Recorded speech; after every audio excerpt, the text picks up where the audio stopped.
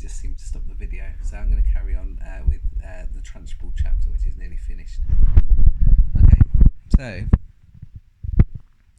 so it was basically she was complaining to Miss Trunchbull that she didn't do the stink bomb, and Miss Trunchbull's adamant that she did. Miss Honey turned and walked out of the study feeling depressed but by no means defeated. "I'm going to do something with this child," she told herself. "I don't know what it will be, but I shall find a way to help her in the end."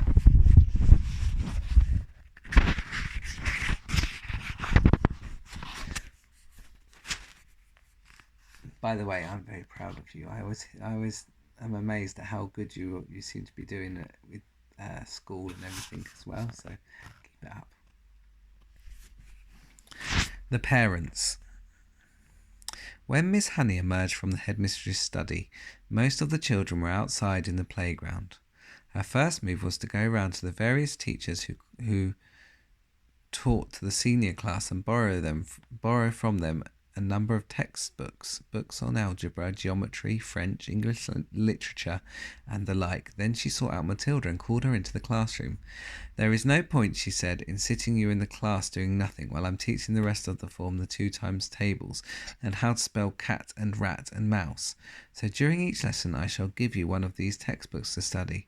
At the end of the lesson you can come to me with your questions if you have any, and I shall try to help you. How does that sound?" "Thank you, Miss Honey," Matilda said. "That sounds fine." "I'm sure," Miss Honey said, "that we'll be able to get you moved into a much higher form later on, but for the moment the headmistress wishes you to stay where you are." "Very well, Miss Honey," Matilda said. "Thank you so much for getting those books for me." "What a nice child she is," thought Miss Honey thought. "I don't care what her father said about her. She seems very quiet and gentle to me, and not a bit stuck up in spite of her brilliance. In fact, she hardly seems aware of it."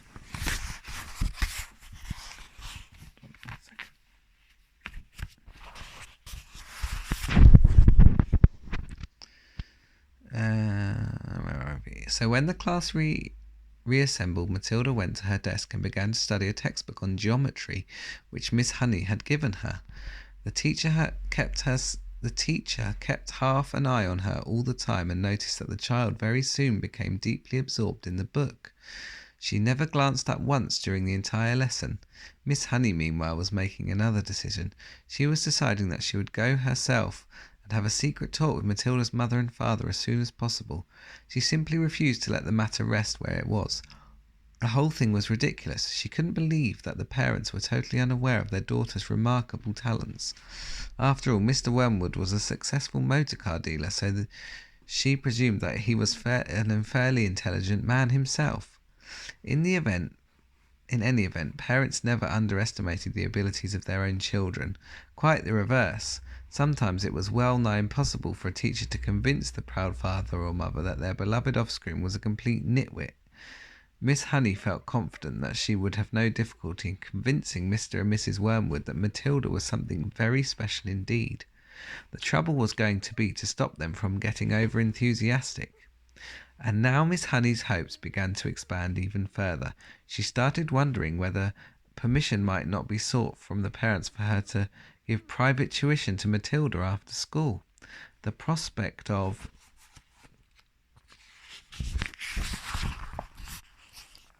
coaching a child as bright as this appealed enormously to her professional instinct as a teacher, and suddenly she decided that she would go and call on Mr. and Mrs. Wormwood that very evening. She would go fairly late, between 9 and 10 o'clock, when Matilda was sure to be in bed. And that is precisely what she did. There she is, look. Oh, he doesn't look very happy, does he? But I think he's not a nice guy. Where are we? Having got the address from the school records, Miss Honey set out to walk from her own home to the Wormwoods' house shortly after 9. She found the house in a pleasant street where each smallish building was separated from its neighbour by a bit of garden.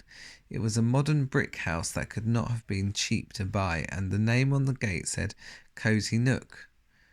Nosy Cook might have been better, Miss Honey thought. She was given to playing with words in that way. She walked up the path and rang the bell, and while she stood waiting she could hear the television blaring inside. The door was opened by a small ratty-looking man with a thin ratty moustache. There he is. Who was wearing a sports coat that had an orange-red stripe in the material. "Yes," he said, peering out at Miss Honey. "If you're selling raffle tickets, I don't want any." "I'm not," Miss Honey said, "and please forgive me for butting in on you like this. I am Matilda's teacher at the school, and it is important I have a word with you and your wife." "Got into trouble already, has she?" Mr. Wormwood said, blocking the doorway. "Well, she's your responsibility from now on. You'll have to deal with her." "She's no trouble at all," Miss Honey said. "I have come with good news about her. Quite startling news, Mr. Wormwood. Do you think I can come in for a few minutes and talk to you about Matilda?"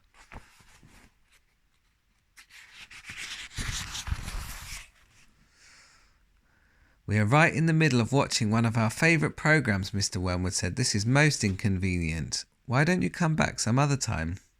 Miss Honey began to lose patience. "Mr. Wormwood," she said, "if you think some rotten TV programme is more important than your daughter's future, then you ought not to be a parent. Why don't you switch that darn thing off and listen to me?" That shook Mr. Wormwood. He was not used to being spoken to in this way. He peered